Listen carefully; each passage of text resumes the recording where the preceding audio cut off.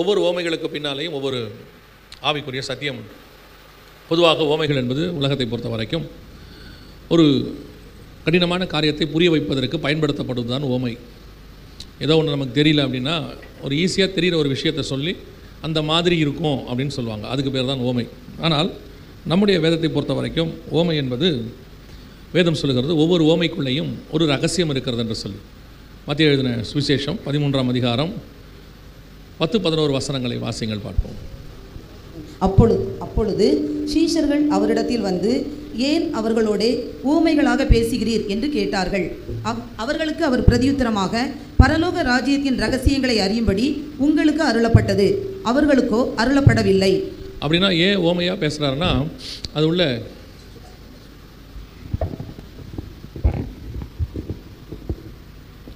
ஏன் ஓமையாக பேசுகிறாருன்னா அது உள்ள பரலோக ராஜ்யத்தின் ரகசியம் இருப்பதாக வேதம் சொல்லுது. ஆண்டவரே சொல்கிறாரு, ஒரு ஓமையாக பேசுகிறார் அப்படின்னா ஒரு ரகசியத்தை பேசுகிறார் என்ற அர்த்தம்.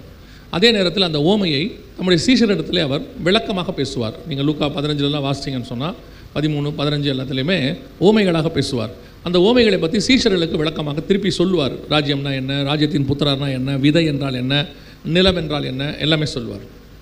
அந்த மாதிரி தான் ஒவ்வொரு ஓமையும் ரகசியமாக இருக்கும். அதை ஆண்டவர் சபைக்கு சொல்வதற்கு வல்லமை உள்ளவராக இருக்கிறார்.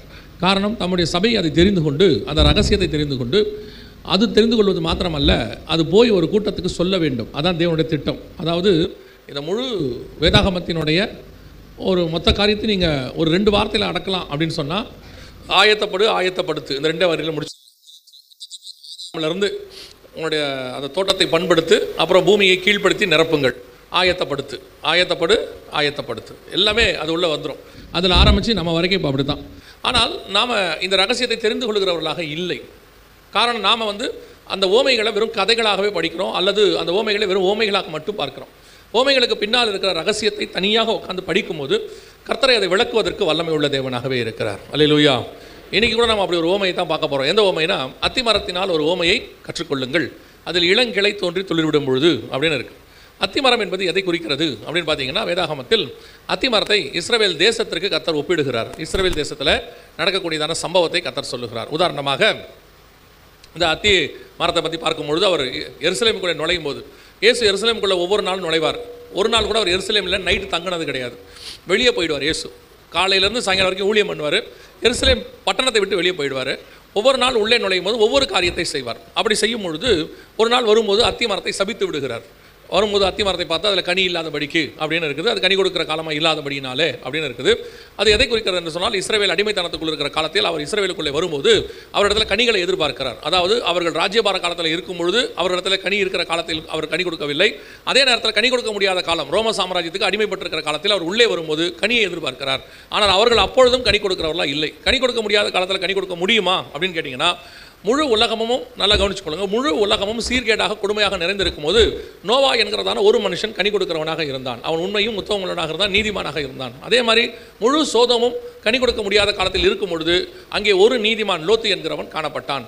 அதே மாதிரி தான் ஆண்டவர் நாம் முழு உலகமும் மோசமாக இருக்கிற காலகட்டத்தில் அவர் கனி எதிர்பார்க்கிறவராக இருக்கிறார். கனியை எதிர்பார்த்து காத்திருக்கிறார். ஏதாவது ஒருத்தர்கிட்ட அப்படின்னு அர்த்தம்.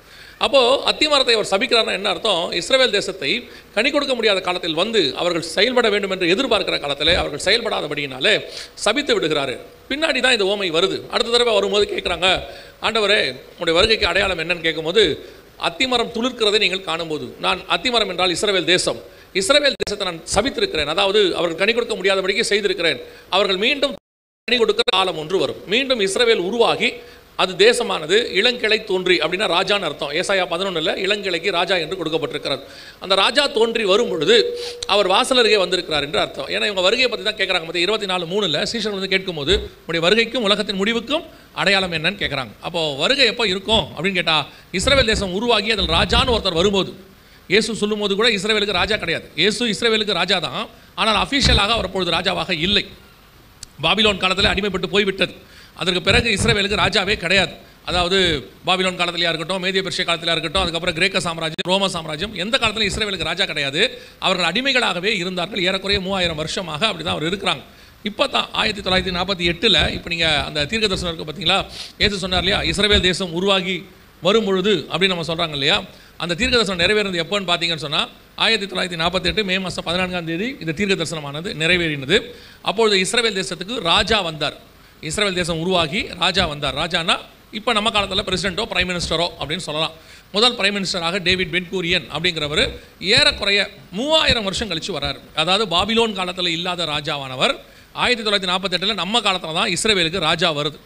இதுதான் மத்திய 24 சொல்லப்பட்ட 32, 33.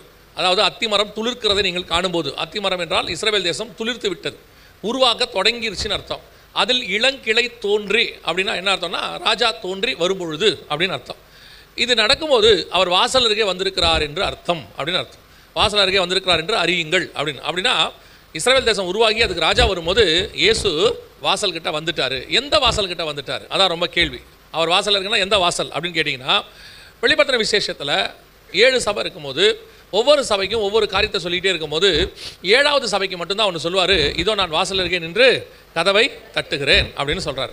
அப்போ 7வது சபைக்கிட்ட தான் அவர் வாசல் அருகே வருகிறார். முதல் சபைக்கு பார்க்கும்போது சொல்கிறாரு 7 பொன் குத்து விளக்குகளின் மத்தியில் உலாவுகிறவர். அந்த 7 பொன் குத்து விளக்குகள் 7 சபைன்னு இருக்குது. 7 சபைகளுக்கு நடுவில் உலாவி கொண்டிருந்த தேவன் 7வது சபையின் காலத்தில் தான் வாசல் அருகே வருகிறார். அப்போ 7வது சபையின் காலத்தில் வாசல் அருகே வருகிறார். அதே நேரத்தில் நமக்கு அடையாளம் 7வது சபை காலம் எது அப்படின்னு கேட்டிங்கன்னா, இஸ்ரவேல் உருவாகி ராஜா வருகிற காலம், வாசல்கிட்ட வர்ற காலம். அப்போ நீங்கள் இது ரெண்டையும் வச்சு பார்த்தீங்கன்னா இஸ்ரவேல் உருவாகி ராஜா வருகிற காலமும் 7வது சபையின் காலமும் ஒரே காலம்னு அர்த்தம். ரெண்டும் ஒரே காலகட்டத்தை சார்ந்தது. ஏன்னா இதுகிட்டையும் வாசல்கிட்ட வராரு, அதுக்கிட்டையும் வாசல்கிட்ட வராரு. இது நடந்தது எப்போனா 1948 மே மாதம் 14ஆம் தேதி. அப்படின்னா என்ன அர்த்தம், அவர் வாசல் அருகே வந்து இது 75வது வருஷம். இயேசு வாசல்கிட்ட வந்து 75வது வருஷம் இது. நாம் இன்னும் இயேசு வரப்போகிறாரு, இன்னும் காலம் செல்லும் அப்படிலாம் நினச்சிக்கிட்டு இருக்கிறோம்.